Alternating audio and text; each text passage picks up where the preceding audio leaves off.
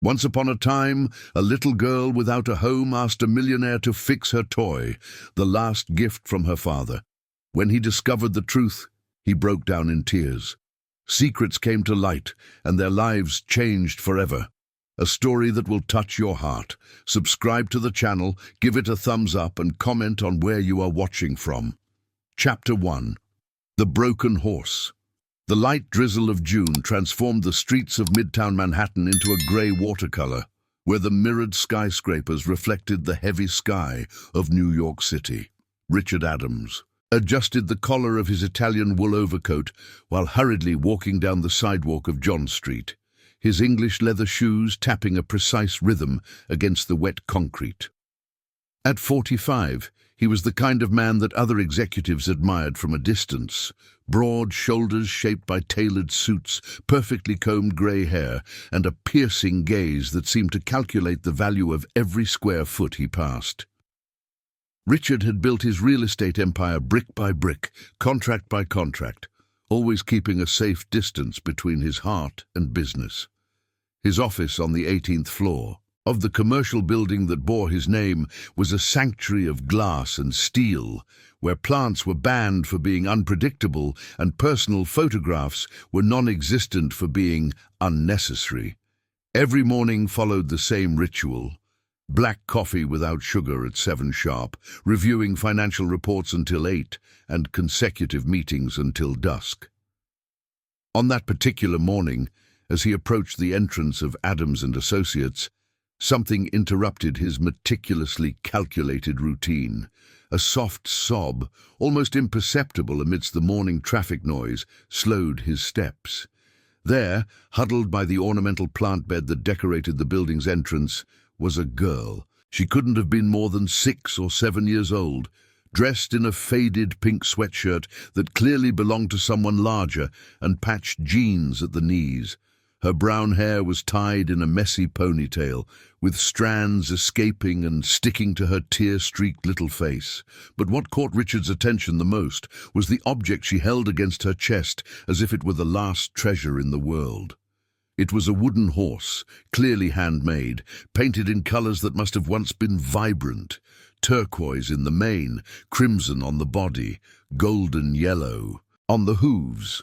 Time and use had faded the hues, but it was still possible to perceive the artisanal care in every detail: the delicately carved nostrils, the almost lifelike expression in the painted eyes, the proud pose of a steed in motion. The problem was that the toy was broken right in the middle, divided into 2 uneven halves that the girl was unsuccessfully trying to fit together. "Please, sir." Her voice was a hoarse whisper from crying. "My dad's horse broke. The lady at the bakery said there are important people here who can fix anything." Richard stopped, completely, feeling something strange happen in his chest, a kind of tightness he hadn't experienced in years. Around them, the morning hustle of the city continued. Executives talking on their cell phones, bike couriers zigzagging between cars, the aroma of warm French bread mingling with the smell of fuel and rain. But at that moment, the world seemed to shrink down to that broken child and her shattered treasure. "What's your name?" he asked, crouching down to her level, something he hadn't done in decades. "Daisy, but everyone calls me Duda." She wiped her nose on her sleeve. "My grandma said I can't bother important people. But Thunder is broken, and he's all I have left of my dad." "Thunder?" Richard looked more closely at the wooden horse, noticing details he had previously overlooked. The base had a small inscription carved: "For my warrior princess. Daddy loves you 2022. My dad made him for me before he left." Daisy's eyes filled with tears again. "He said that whenever I looked at Thunder, I would remember that he's watching over me from heaven. But now he's broken, and I'm scared my dad can't see me anymore." The childish logic hit Richard like a punch to the stomach. He slowly stood up, looking around. Where was the girl's grandmother? How had such a small child made it here alone? His hands, accustomed to holding only documents and pens, hesitated in the air before reaching out to receive the broken toy. "Can I take a look?" he asked with a softness in his voice that surprised even himself. Daisy hesitated for a moment, then handed over the two halves of the horse with the care of someone handling something sacred. "Can you really fix it? Grandma said rich people can do anything." Richard examined the broken wood. It was impressive craftsmanship made by someone who clearly understood both carpentry and paternal love. The break had occurred in an almost straight line, dividing the horse between the neck and the body. With the right repair, it could be completely restored. "I'll try," he said, feeling himself make a promise he wasn't sure he could keep. "But you need to tell me where I can find you to return Thunder when it's ready." Daisy's face lit up for the first time. "We stay around here during the day. My grandma works in the buildings nearby. At night we stay at Aunt Martha's house in East Harlem, but it's very far. It's better if you bring it here." At that moment, the building's door opened, and Margaret, his secretary of 15 years, appeared with a worried expression. "Mr. Richard, you have a meeting with the investors in 20 minutes. They're already on their way up." Richard looked at the broken horse in his hands. Afterward, Daisy watched him with a mix of hope and fear. His entire life had been governed by schedules, commitments, spreadsheets, and results. Never, in 4 decades of existence, had he allowed anything or anyone to interrupt his agenda. But something in that girl's brown eyes was making cracks in the walls he had built around his heart. "Margaret, reschedule the meeting for after lunch," he said, surprising both the secretary and himself. "And look up woodworking shops in the area. I need someone who works with the restoration of handcrafted pieces." Daisy grabbed the hem of his overcoat. "Thank you, sir. Thank you so much. Thunder will be happy." As the girl skipped away down the sidewalk, Richard stood in the light rain, holding a broken toy and feeling that something inside him had also shattered. But for the first time in years, he didn't know if he wanted to fix that crack or let it grow. Chapter 2. Mr. Joseph's Workshop. 3 days passed before Richard finally found the courage to leave the office with the wooden horse carefully wrapped in tissue paper inside his briefcase. Margaret had prepared a detailed list of 7 woodworking shops in Midtown Manhattan, each with an address, phone number, and a brief description of the services offered. But something made him hesitate with each attempt to call, as if that simple mission carried a weight he couldn't comprehend. The final choice came almost by chance.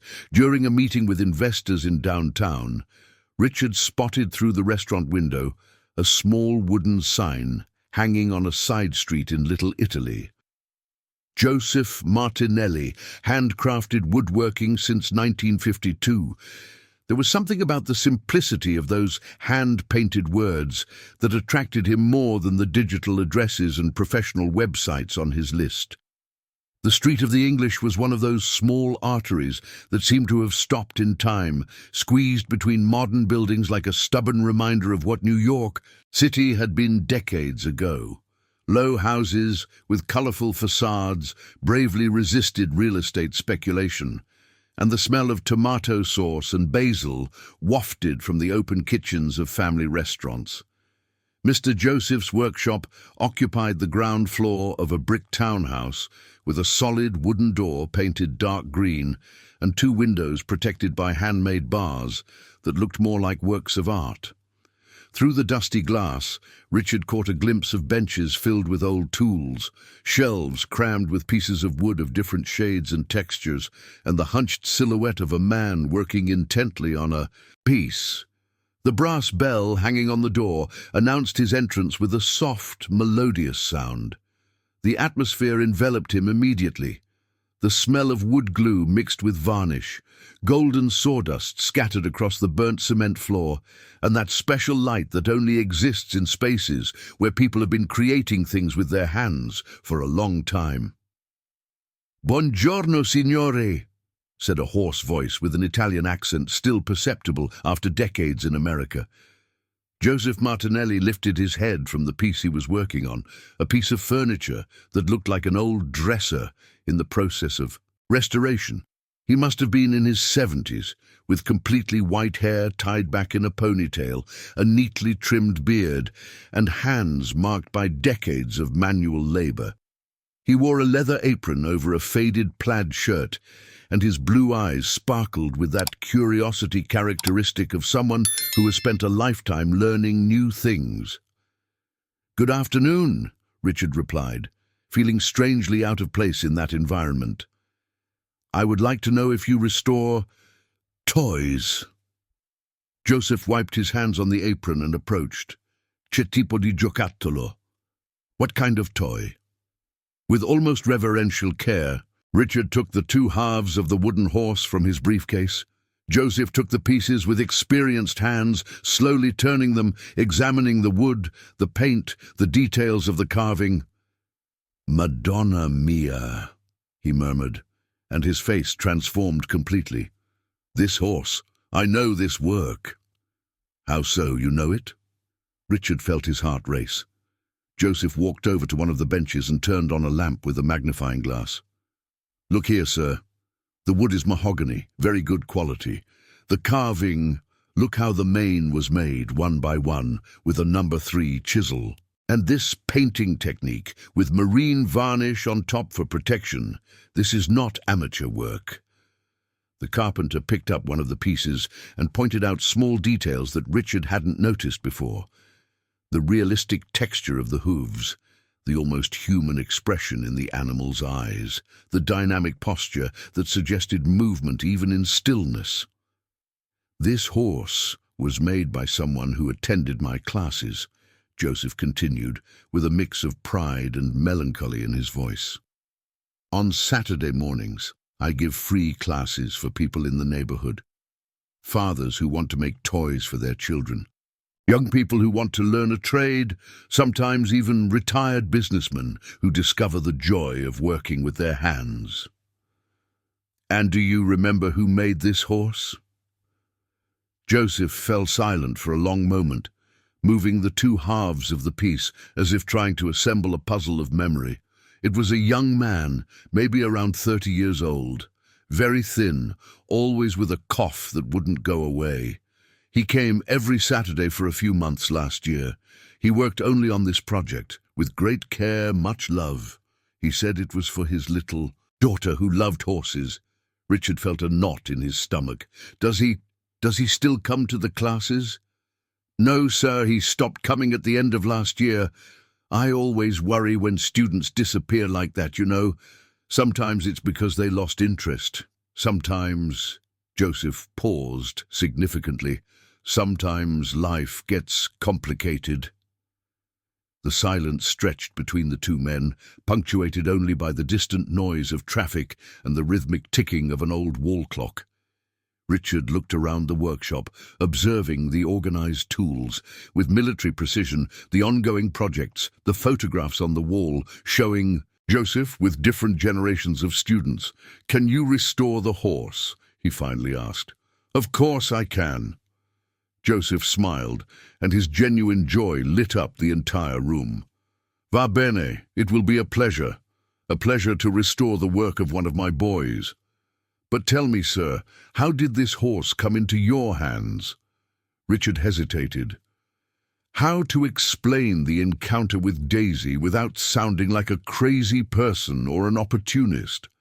How to describe that inexplicable urge to help a stranger's child when he himself didn't understand his own motivations? "A girl, his daughter. I believe the toy broke and she asked me for help." Joseph nodded slowly, as if that explanation made perfect sense. "Ah, I understand. Children have that power, don't they? They can make us remember things we forgot existed." As Joseph began to examine the break in more detail, explaining the restoration process he would use, carefully sanding the edges, applying special wood glue, touching up the paint with colors identical to the originals, Richard found himself mesmerized by the environment around him. There was something deeply comforting about that workshop, a sense of solidity and permanence that contrasted sharply with his world of glass and steel. There, things were made to last, repaired with patience when they broke, preserved like treasures even when they lost their original utility. "How long will it take?" he asked. 2 days. I need to let the glue dry well before touching up the paint. But don't worry, sir, when I'm done, it will be like new." As he left the workshop, Richard carried something more than just the promise of a repaired toy. For the first time in years, he had spent an entire hour without thinking about spreadsheets, reports, or meetings, and he discovered that he liked that feeling. Chapter 3. The Search. 2 days later, Richard returned to Joseph's workshop with a punctuality that would impress even his most demanding partners. The wooden horse was immaculate. The restoration had been so perfect that it was impossible to detect where the break had occurred. The vibrant colors had been carefully touched up. The varnish shone as if it were new, and Thunder looked ready to gallop again through a little girl's dreams. "Beautiful work," Richard murmured, gently turning the piece in his hands. "It's perfect, Mr. Joseph." The Italian carpenter smiled with paternal pride. "When you love what you do, sir, the result is always good. This girl will be very happy." It was with that comforting certainty that Richard drove his black BMW back to Midtown Manhattan, the restored horse wrapped in tissue paper on the passenger seat. But when he arrived at the site in front of his building, it was empty. Only the city gardeners were watering the ornamental plants, indifferent to his silent search. Richard waited an hour, then 2. He walked through the adjacent streets, asked the doorman of nearby buildings, talked to street vendors in the area. No one had seen a 6-year-old girl with an elderly grandmother. It was as if Daisy and her family had simply vanished. "Maybe they moved to a different area," suggested Margaret when he returned to the office, visibly frustrated. "People in vulnerable situations tend to be very mobile." His secretary's observation bothered him more than it should have. "Vulnerable situation," he repeated. "The girl said they live in her aunt's house." "Mr. Richard, with all due respect, 6-year-olds don't always manage to explain complex situations accurately." During the following days, Richard found himself doing something completely out of his routine, leaving the office during lunch hours to search for Daisy. He visited parks, bus stops, and the vicinity of public schools. He spoke with social workers, city guards, and local merchants. Each lead turned out to be a dead end. It was on a Thursday afternoon, after yet another fruitless search, that Richard decided to expand his search beyond Midtown Manhattan. If Daisy's grandmother really worked as a cleaner in commercial buildings, she could be anywhere in the downtown area. The first stop was the Department of Social Services, a grey building in the downtown area that smelled of stale coffee and had endless corridors lined with posters about government programs. After 40 minutes waiting in a line that moved at the speed of a sedated snail, Richard finally managed to speak with a staff member. "I'm looking for a girl named Mary, about 6 years old, who lives with her grandmother," he explained, feeling ridiculous for not having more specific information. The woman, a middle-aged lady with glasses hanging from a chain, looked at him with the tired expression of someone who hears complicated stories all day. "Sir, just in the downtown area we have over 300 children registered with the name Mary. Do you have a social security number, address, full name of the guardian?" Richard shook his head, feeling like an amateur trying to solve a puzzle without having all the pieces. "What do you want with this child?" the staff member asked, and there was a growing suspicion in her tone. "I just want to return a toy she asked me to fix." "A toy?" The woman raised her eyebrows. "Are you a relative of the child?" "No, she was crying in front of my building and—" "I see." The Staff member made some notes on a form. You need to understand that there are protocols for this kind of situation. We can't just provide information about minors to strangers, even if the intentions are good. Richard left there with more questions than answers and an uncomfortable feeling of having been categorized as a potential problem. He then headed to the temporary shelters in the downtown area, places he had always known existed but had never really seen. The first was a brick building on a side street in Brooklyn, with a small yard where some children played. Under the supervision of social educators, the director, a black woman in her 40s, with a warm smile but extremely observant eyes, welcomed him into a small room decorated with children's drawings. "Sir?" She waited for him to introduce himself. "Richard Adams. I'm looking for a girl named Daisy who lost a toy. I managed to fix it and would like to return it." "And what is your relationship with this child?" Again, that question. Richard began to realize that his story sounded stranger with each repetition. "No specific relationship. She asked me for help and I—" "You understand that. This is quite unusual, don't you? A businessman," she had obviously recognized his name, "looking for an unknown child. I understand it may seem strange, but my intention is genuinely to help." The director leaned forward.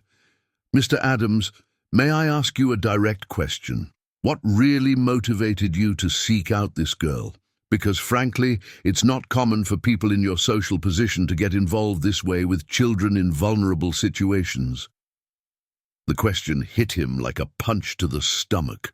What truly motivated him? Why was he losing hours of work, cancelling important meetings, and driving through neighborhoods he had never frequented in search of a child he had known for 5 minutes? "I don't know," he replied with an honesty that surprised even himself. "I just know that I need to return this horse to her." The director studied him in silence for a long moment, as if trying to read something in his expression. "Have you considered that perhaps this child isn't actually in an extreme, vulnerable situation? Sometimes appearances can be deceiving. Many families work in the central area during the day, but have homes in more peripheral neighborhoods." This possibility had never occurred to Richard. Throughout his search, he had automatically assumed that Daisy and her grandmother were homeless, a category he had always kept carefully distant from his orderly world. But she was crying in the street. Children cry anywhere, Mr. Adams, and asking strangers for help is part of childhood nature, especially when they are in distress. Leaving the shelter, Richard sat in the BMW for several minutes, holding the restored horse and reflecting on the director's words. Perhaps his entire search was based on incorrect assumptions. Perhaps Daisy was just a normal girl who had lost a special toy and turned to an adult who seemed important for help. But that didn't explain why the mere memory of those brown eyes, filled with tears, still kept him awake at night. Chapter 4. The meeting with the social worker. The following Friday, Richard decided to make one more attempt. This time, he took a different approach. Instead of specifically looking for Daisy, he began mapping out where a grandmother who worked as a cleaner in commercial buildings might be. His business logic finally proved useful for something beyond real estate, armed with a list of the top commercial buildings within a 5-kilometer radius of Midtown Manhattan. Richard began his methodical investigation. In each building, he discreetly asked the doorman about cleaning staff who worked with small granddaughters. Most doormen looked at him with suspicion. It was obvious that a man in an Italian suit asking questions about cleaners drew attention. It was in his 8th building, a business complex in the Villa Olympia, that he finally got a useful lead. The doorman, a man in his 50s with an impeccably pressed uniform, nodded when Richard mentioned a 70-year-old lady who took care of a granddaughter. "Mrs. Johnson?" the man asked. She has worked here for about 3 years, outsourced by the cleaning company. She always talks about her granddaughter, even shows photos on her phone. But she didn't come to work today. Would you know where I can find her? The doorman hesitated. Look, sir, I can't give out personal information about employees, but I can talk to the cleaning supervisor if you want. 15 minutes later, Richard was in a small room in the basement of the building, talking to Maria Joseph, the cleaning supervisor for the outsourced company. She was a robust woman in her 40s, with curly hair tied up in a bun and a direct gaze that didn't accept evasions. Mrs. Johnson took a few days off, Maria Joseph explained, clearly suspicious of Richard's intentions. She said she needed to sort out some family issues. I would really like to speak with her. I have something that belongs to her granddaughter. And what would that be? Richard showed the carefully wrapped wooden horse. Maria Joseph examined the toy closely, and her expression changed completely. "Oh my God," she murmured. "That's Daisy's horse. She showed it to us when it broke. She was devastated." "How did you manage to fix it?" "She asked me for help to repair it. I took it to a woodworking shop and—" "Wait a second." Maria Joseph stood up abruptly. "You're that businessman from Midtown that she talked about? The one who promised to fix thunder?" "Yes, that's me, Richard Adams." "Mrs. Johnson was worried when you both disappeared from the place where you usually stayed during the day. She thought you had changed your mind." "I searched for them for weeks. I went back to the same place several times." Maria Joseph studied him for a long moment, as if trying to decide whether she could trust him. "Look, Mr. Adams, I'm going to be direct with you. Mrs. Johnson is a very dignified woman, very proud. She doesn't accept charity from anyone. If she finds out that I gave her address to a stranger, even if well-intentioned, she will be very angry with me. I just want to return the girl's toy." "Is that really all?" Maria Joseph crossed her arms. "Because you need to understand one thing. That family has been through a lot. Daisy's father was Mrs. Johnson's only child. When he died of lung cancer, she took on the responsibility for her granddaughter all by herself. She works like crazy to give that child dignity." Richard felt a tightness in his chest. "I didn't know he had died of illness." "Well, he did. And Mrs. Johnson is very concerned about—" "In her quest to maintain her independence, she does not accept help from the government and dislikes when Daisy asks for things from strangers. She must have felt very embarrassed when she learned that the girl went to ask for help from the gentleman. At that moment, the office door opened and a woman in her mid-30s entered, with curly hair tied back in a ponytail, wearing jeans and a navy blue blouse. She carried a folder of documents and had that air of someone who was always racing against time. "Mary Johnson, sorry to interrupt, but I need the reports from—" "Oh." She stopped when she saw Richard. "I didn't know you had a visitor." "This is Carla," Mary introduced. "She is a social worker, comes here once a week to check on the employees who have small children. Carla, this is Mr. Richard, the one I told you about who fixed Daisy's horse." Carla raised her eyebrows and extended her hand to greet him, but her grip was firm and her gaze analytical. "So, you are the famous charitable businessman?"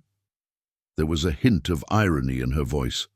"I wouldn't say charitable. I was just returning a favor." "What kind of favor could a 6-year-old do for a man like you?" The question had a challenging tone that made Richard uncomfortable. She reminded me of some things." "What kind of things?" "Carla," Mary tried to intervene. "No, Mary, it's important to understand people's motivations when they approach families in vulnerable situations." Richard grew irritated. "You speak as if I were a predator. I just want to return a toy."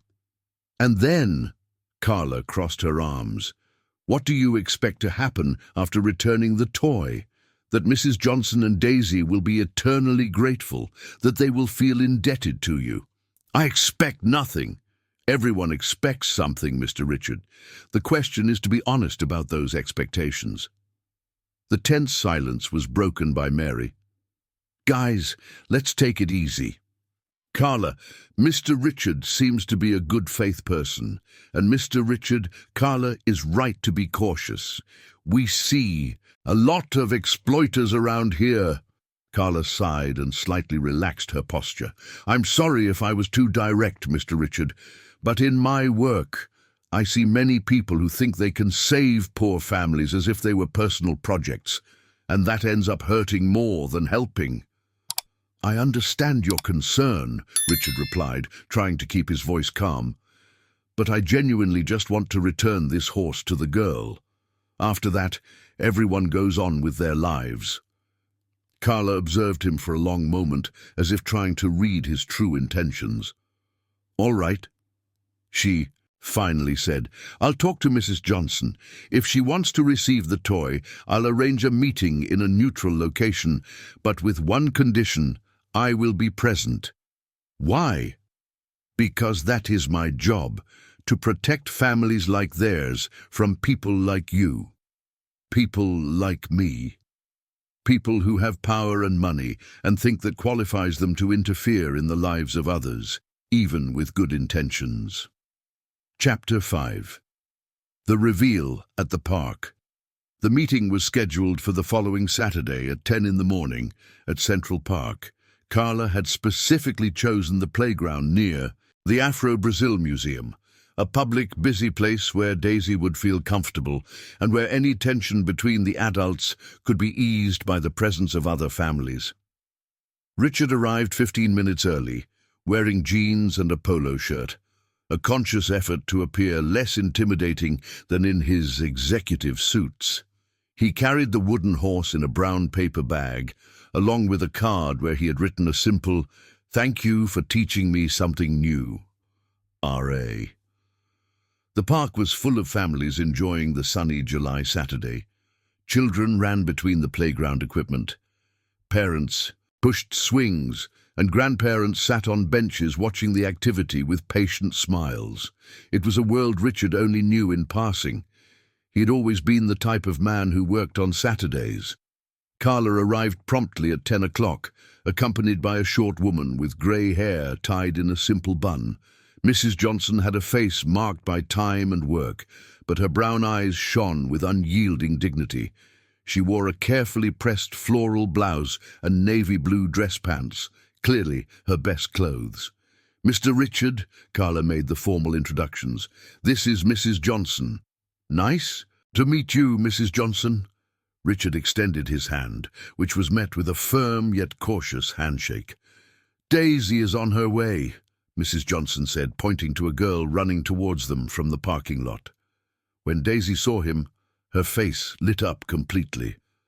"Building guy," she shouted, running to hug his legs with the typical spontaneity of children. "Hi, Daisy, I brought something for you." Mrs. Johnson immediately tensed. "Sir, I already explained to Carla that we do not accept gifts. We just wanted to thank you for caring about the girl." "It's not a gift, Mrs. Johnson. It's a return." Richard knelt to Daisy's height and carefully took the restored horse out of the bag. The girl's reaction was immediate and overwhelming. She let out a scream of joy that made several nearby families turn to look. "Thunder! My thunder!" Daisy grabbed the toy and kissed it repeatedly. "It's new, it's beautiful. Grandma, look how it turned out." Mrs. Johnson approached, and Richard saw her hands tremble slightly as she touched the wooden horse. "Oh my God," she murmured. "It looks just like when Mark finished it." "Mark was her father?" Richard asked, gently. "My son." Mrs. Johnson's voice faltered for a moment. "He made this horse in the last weeks of his life. He was hospitalized, but on the weekends he could come home. He would work on this piece. He said, who wanted to leave something special for his little princess." Carla approached and placed her hand on Mrs. Johnson's shoulder in a gesture of silent support. "The carpenter who restored it said that your son had a lot of talent," Richard commented. "He attended his classes on Saturdays. Did you speak with Mr. Joseph?" Mrs. Johnson seemed surprised. Joseph Martinelli. In Little Italy, do you know him? Of course I know him. He was the one who taught Mark how to work with wood. My son discovered those classes in the last year of his life when the doctors said that there was nothing more to be done. I think working with his hands helped him feel useful again. Daisy was sitting on the grass, quietly talking to the restored horse, completely oblivious to the adults' conversation. "Daddy, the guy fixed you up nicely," she whispered. "Now you can protect me again." Richard felt a lump in his throat. "Mrs. Johnson, may I ask a question? How did you manage after Mark passed away?" Mrs. Johnson straightened up, and Richard realized he had touched a sensitive point. "We always manage, sir. I have been working since I was 12 years old. I raised my son alone, and now I'm raising my granddaughter the same way, with honesty and hard work. I didn't mean to offend. It's just that when I found Daisy that day, she seemed what? Abandoned?" There was a defensive tone in Mrs. Johnson's voice. "No, she looked sad, very sad. And you felt sorry for us," Mrs. Johnson completed, her posture becoming even more rigid. Carla noticed the growing tension and decided to intervene. "Mr. Richard, Mrs. Johnson has reasons to be cautious. Many people think they can help, without understanding that sometimes help can be more harmful than beneficial." "What do you mean?" "People look at our situation and see poverty," Mrs. Johnson explained. "But they don't see the dignity. They don't see that we have our home, our family, our values. Daisy studies at an excellent public school in our neighborhood, has friends, has a normal life." "Then why? Was she on the street that day?" "Because it was Friday, and I was covering for a sick colleague. Daisy left school and came to meet me at work, as she always does. The little horse broke when she got off the bus in the rush. She panicked and, well, she's a child, right? She saw a man in a suit and thought he could solve any problem." The simple explanation made Richard feel both relieved and embarrassed. Relieved to discover that Daisy didn't live on the streets as he had imagined. Embarrassed for having made so many assumptions based on prejudices he didn't even know he had. "I apologize if I invaded your privacy," he said sincerely. "I just wanted to return the toy." Mrs. Johnson observed him for a long moment, as if trying to assess the sincerity of his words. "You seem like a good person," she finally said. "You just need to understand that not every child who needs help is an orphan, and not every family that doesn't have much money needs to be saved." Daisy got up and ran to Richard. "Thank you for fixing my thunder. Now he can protect me again." "He has always protected you, Daisy, even when he was broken." The girl tilted her head, thoughtful. "What do you mean?" "Because the love your father put into him never breaks. The little horse is just wood and paint. It's love that makes the magic." Mrs. Johnson looked at him with a different expression, as if she were seeing something in him that she hadn't noticed before. "Do you have children, Mr. Richard?" "No, I've never had." "But you speak as if you understand." Richard smiled sadly. "I think some things we understand with the heart, not with experience." Chapter 6. Saturdays in the workshop. 3 weeks passed since the meeting in the park, and Richard found himself unable to stop thinking about the conversation with Mrs. Johnson. Her words about dignity and independence echoed in his mind during executive meetings, creating a discomfort he didn't know how to name. It was as if a veil had been lifted from his eyes, revealing aspects of reality that had always been there, but that he had chosen to ignore. On a particularly difficult Friday, 3 cancelled meetings, 2 postponed contracts, and a fight with his partners about the direction of the company, Richard found himself driving aimlessly through the streets of New York City. When he realized it, he was parked in front of Mr. Joseph's workshop in Little Italy. The closed sign hung from the door, but there was light inside and the characteristic sound of a planer working wood. Richard lightly tapped on the glass. Joseph appeared with an apron covered in sawdust, a surprised smile on his face. "Mr. Richard, what a pleasure! Come in, come in!" "I don't want to interrupt your work, Mr. Joseph." "Interrupt? What are you saying? I was working on a piece for a client, but I always have time for a chat. Come see." The interior of the workshop was illuminated by a golden light, coming from old lamps hanging over the workbenches. Joseph led him to a table where he was working on an antique dark wood dresser, clearly a valuable piece.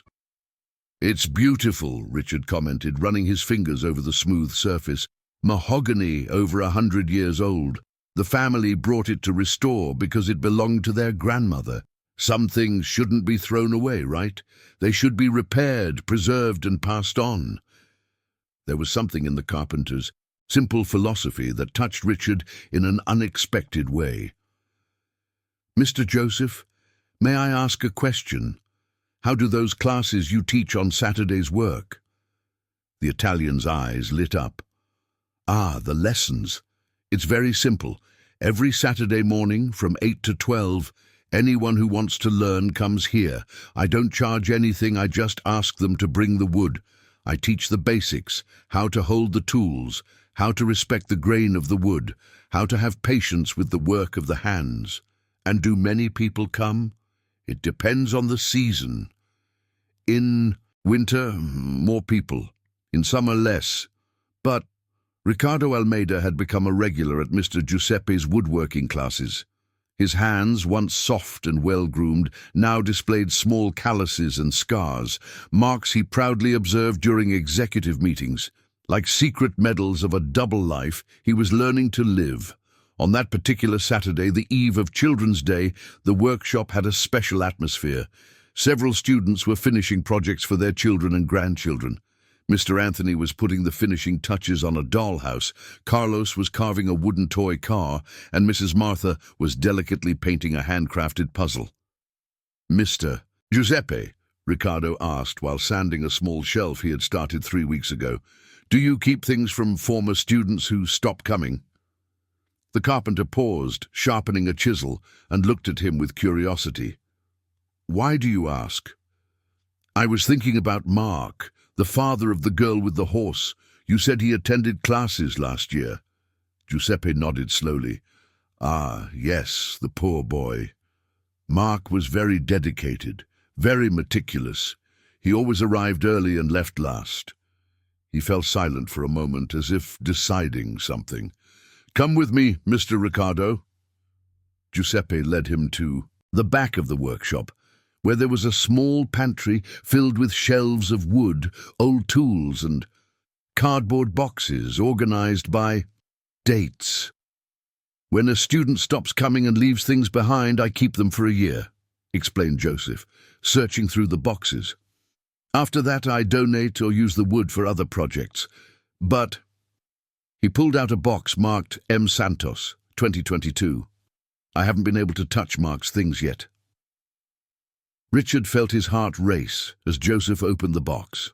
Inside were 3 carefully crafted wooden pieces, a small treasure chest with handmade hinges, a butterfly-shaped puzzle with colorful movable pieces, and a toy train with 3 perfectly carved cars. "Oh my God," murmured Joseph, taking out the pieces one by one. "I had forgotten how talented he was. Look at the detail work." Richard picked up the little train, observing how each car had been carved with tiny windows, real turning wheels, and even small hand-painted passengers in the windows. It was an impressive work of precision, especially considering that Mark was ill during its creation. "He made all of this here?" Yes. He came every Saturday, sometimes during the week too. When I allowed it, he said he wanted to leave many memories for the little girl, so she could play and remember her dad for a long time." Richard felt a lump in his throat. "Does Mrs. Johnson and Daisy know these pieces exist?" Joseph shook his head sadly. Mark passed away before finishing everything. He was working on one last piece, a dollhouse, when he stopped coming to class. I later learned from the neighborhood that he had passed. And these pieces have been here since then. I didn't have the courage to reach out to the family. I didn't know how to explain, how to deliver. It seemed too painful for everyone. Richard examined each piece carefully. The paternal love was present in every detail, in every perfect finish, in every carefully chosen color. It was as if Mark had put pieces of his soul into those toys. "Mr. Joseph, would you give me permission to take these pieces to Mrs. Johnson and Daisy?" The carpenter looked at him for a long moment. "Are you sure? It will be very emotional for them." "I'm sure. They have the right to know about these last gifts." "From Mark. And how will you explain that you found the pieces?" Richard hesitated. The truth was that he didn't fully understand why he felt so connected to that family, why Mark's story touched him so deeply. "I'll tell the truth, that I'm attending your classes and that I found them by chance."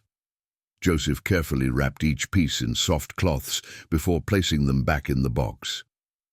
"Secure that box well in the car, sir. They are treasures from a father to his daughter." That afternoon, Richard called Carla, the social worker.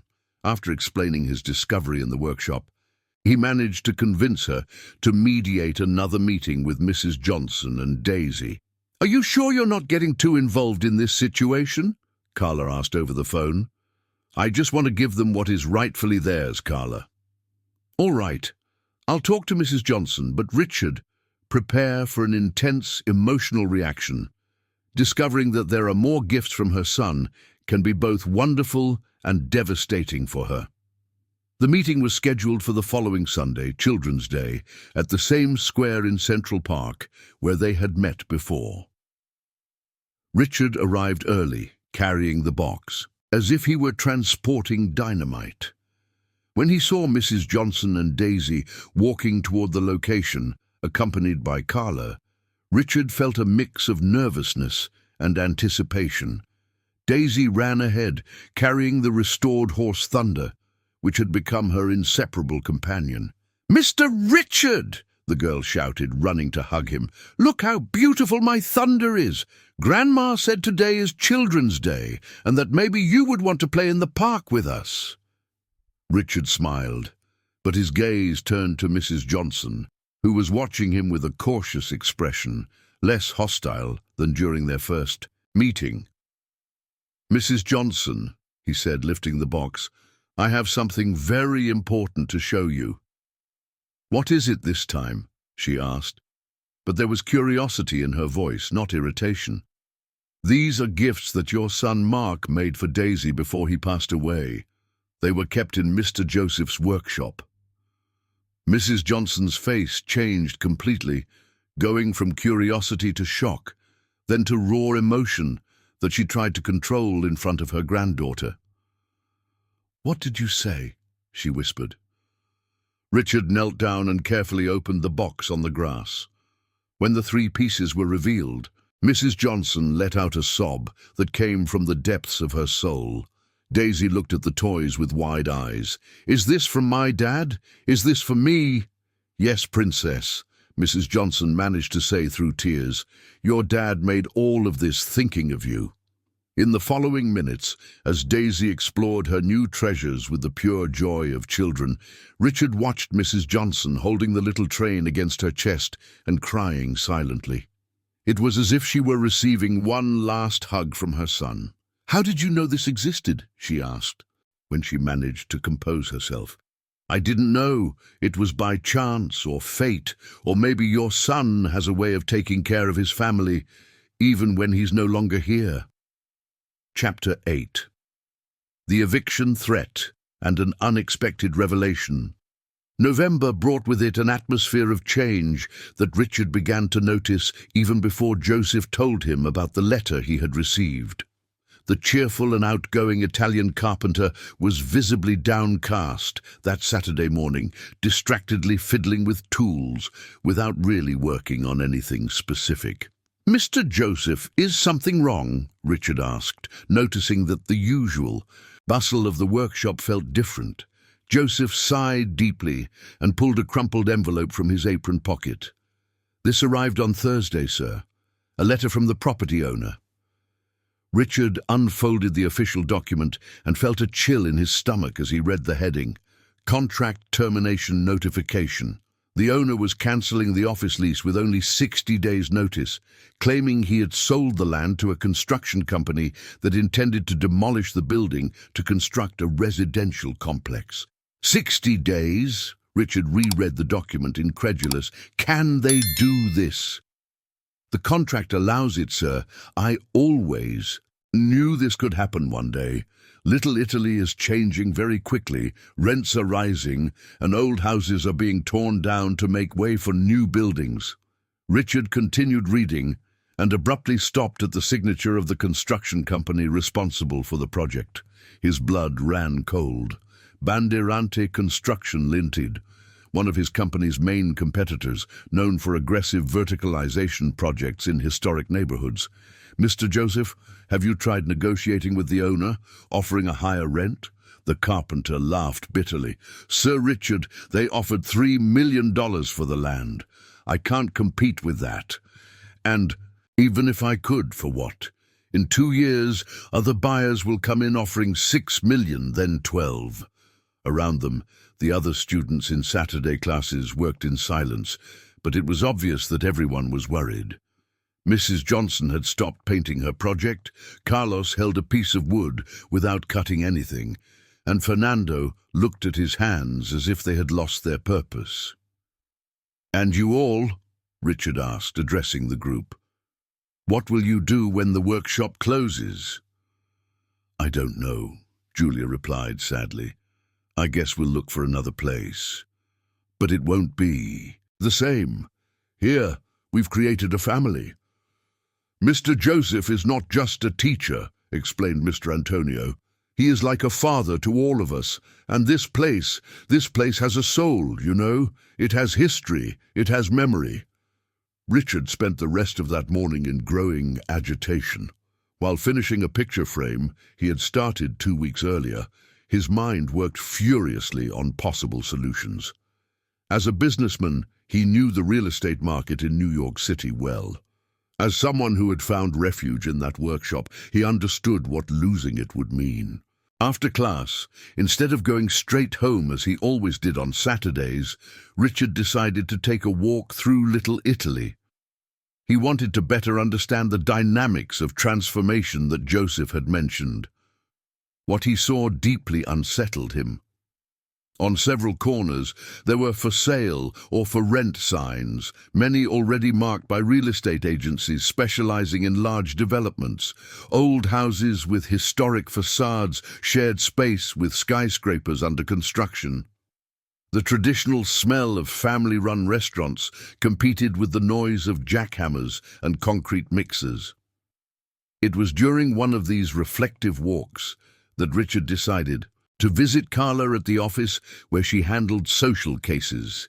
He needed an external perspective on the situation of the workshop, and Carla had proven to be a practical person, well informed about urban issues. The office was in a rented room in the Chinatown area, with walls covered in posters about social rights and a desk cluttered with paperwork. Carla greeted him with surprise, but also with a genuine smile that indicated her initial suspicions had diminished. "Richard, what a surprise! Did you come to talk about Mrs. Johnson and Daisy?" "Actually, I want to discuss a related but different situation." He explained about Joseph's workshop and the threat of eviction. Carla listened attentively, making occasional notes. "Unfortunately, this is happening in several central neighborhoods. Gentrification is not only pushing out low-income residents, but also community activities like your Joseph's workshop. Is there any legal way to stop this?" Legally, if the contract allows termination with 60 days' notice, there isn't much that can be done. But, Carla leaned forward, there are other ways to approach the problem. Does Joseph's workshop have any kind of registration as a cultural or social activity? Not that I know of, it's just a carpenter who gives free classes. Exactly. If it were recognized as a community cultural center, there would be more legal protections. And if the space had recognized historical or architectural value, Richard began to see possibilities. Carla, do you know the laws protecting cultural heritage well? I do. In fact, she hesitated for a moment. Can I tell you something personal? Joseph Martinelli is my father. Richard looked at her, shocked. Your father? Adoptive father, actually. My biological parents died when I was 8. Joseph and his wife, who passed away 5 years ago, raised me as their daughter. He taught me to value manual work, patience, and the importance of preserving traditions. That's why you were so protective of Mrs. Johnson and Daisy when we first met. Exactly. Joseph taught me that people with power and money don't always use those resources to truly help. Sometimes they help just to feel good about themselves. And now? What do you think of me now? Carla smiled. Now I think you genuinely care, and that maybe you can use your knowledge of the real estate market to find a solution that I, as a social worker, couldn't imagine alone. Carla, I need to ask you a direct question. Would you trust me to try to save your father's workshop? It depends. What kind of salvation do you have in mind? Richard took a deep breath. I don't know exactly yet, but I have some contacts in the real estate sector, some favors to call in, some ideas that could work. The problem is that any real solution will require money, a lot of money, and long-term commitment. And are you willing to do that? Richard looked out the office windows at the busy streets of Chinatown, where immigrants from various nationalities had built their lives and businesses over decades. He thought of Joseph, of the Saturday mornings that had become the most important part of his week, of the calloused hands he was learning to value more than any million-dollar contract. I'm discovering that I am, he replied. I'm discovering that some things are too important to let die. Chapter 9. The Truth About Connections. December arrived with that typical humid heat of New York City's summer, and Richard had spent the last few weeks immersed in an obsessive investigation into the situation at Joseph's workshop. His contacts in the real estate market had confirmed his worst fears. Bandeirante Construction was not only buying the land of the workshop, but was planning a complete revitalization of 3 blocks in Little Italy, which would result in the displacement of dozens of families and traditional businesses. On that Saturday morning, the day before Christmas, the workshop had a melancholic atmosphere. The students knew that this would be one of the last classes before the final closure, scheduled for January 15th. Joseph was trying to keep spirits high, but it was obvious that the weight of the situation was taking its toll. Mr. Richard, Joseph said while organizing tools that he probably wouldn't use for much longer.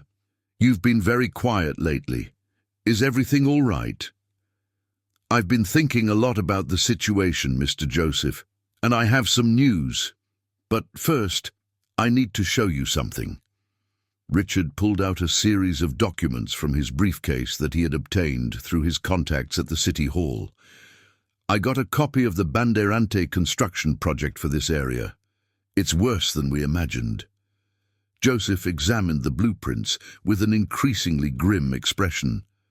The project included not only the demolition of his workshop, but of the entire block, including family homes that had stood for decades and 2 small traditional eateries.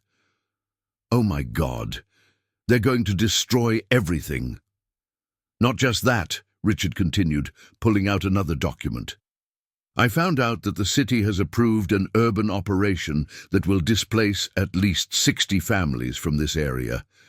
Among them, Richard hesitated, knowing that the next piece of information would be a hard blow. Among them, Mrs. Johnson and Daisy's family. Aunt Martha's house in East Harlem is in an area that will be redeveloped for a shopping center. Joseph sat heavily in a chair, as if the weight of all this news was too much to process. How did you find all this out? I have contacts in urban development, and the more I investigated, the more connections I uncovered. Richard took a deep breath. Joseph, I need to tell you something personal, something that could change everything. At that moment, Carla appeared at the workshop door, carrying a box of Panettone with a worried expression. Dad, I brought...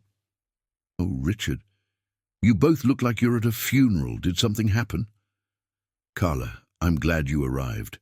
What I need to tell involves you, too.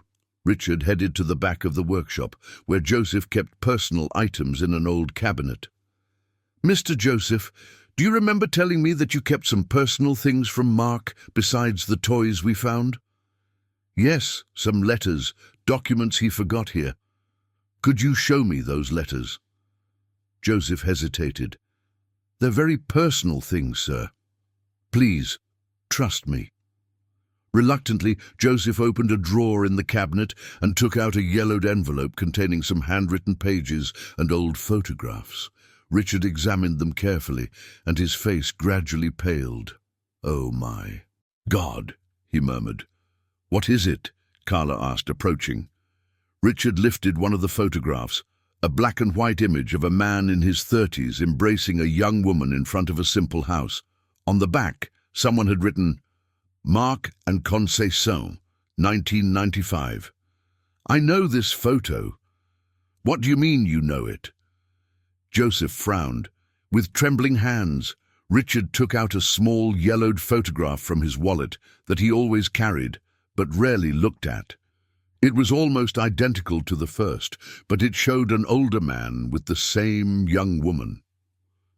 This is a photo of my father with my mother, taken in the same place, probably around the same time. Joseph and Carla exchanged confused glances. Richard, Carla said cautiously, what exactly are you trying to say?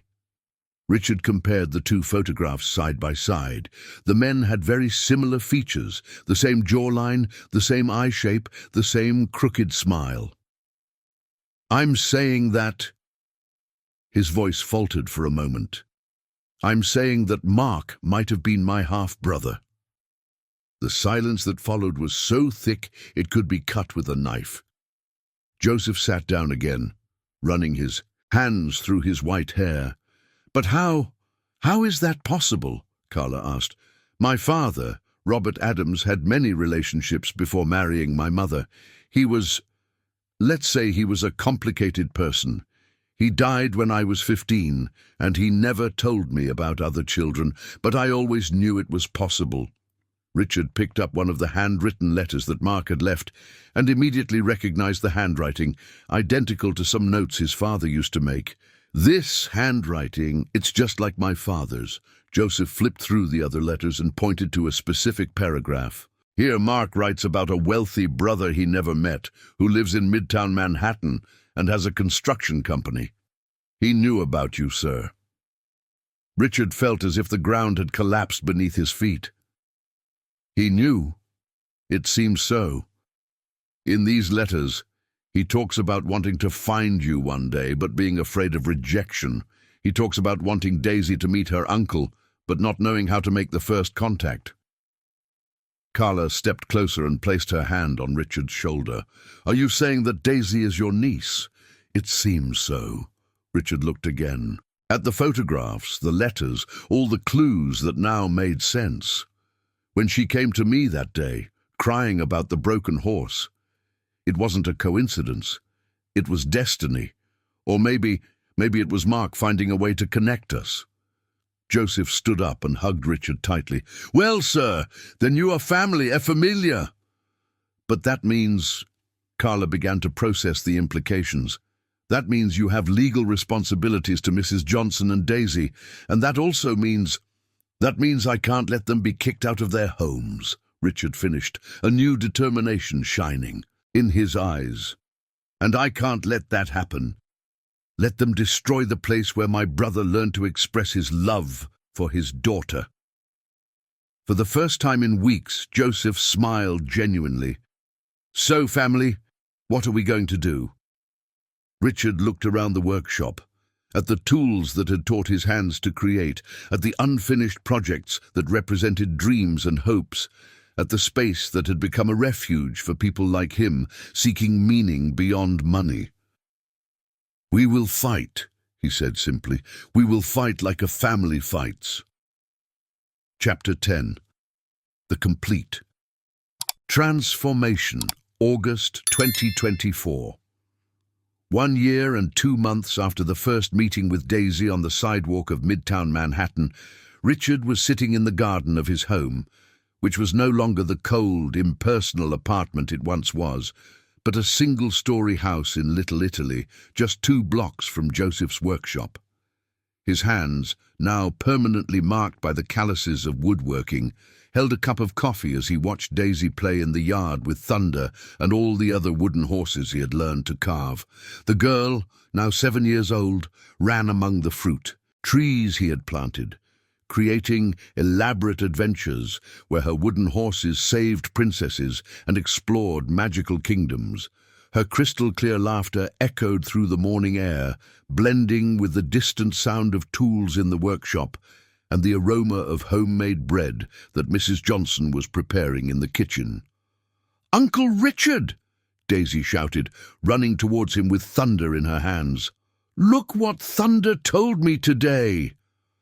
"What is it, Princess?" Richard lifted her into his lap, feeling that sense of completeness that still surprised him every day. "He said that Daddy is very happy up in heaven because now we are a real family." Richard felt his eyes fill with tears, a reaction that had become more frequent since he allowed his emotional walls to crumble completely. "And what else did Thunder say?"